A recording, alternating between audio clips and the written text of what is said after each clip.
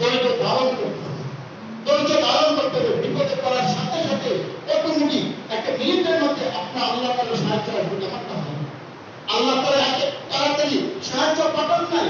আল্লাহ তাআলা একটু পরীক্ষা করেন, একটু দ্রুত, এত দ্রুত গতিতে আল্লাহ তাআলা সাহায্য পাঠান নাই, একটু বিলম্বে আল্লাহ তাআলা সাহায্য পাঠান।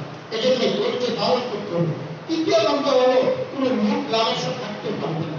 এই তিনটা যদি থাকে একত্রিত করে তাহলে আল্লাহ পাক রব্বুল আলামিনের পক্ষ থেকে অবশ্যই বান্দাকে আল্লাহ তাআলা দায়িত্ব সাহায্য করবে।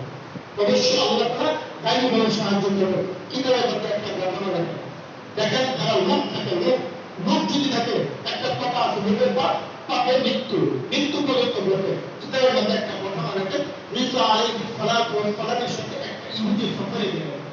ঈসা আলাইহিস সালাতু ওয়াস সালামের সাথে একটা ইহুদি সফরে গেলেন।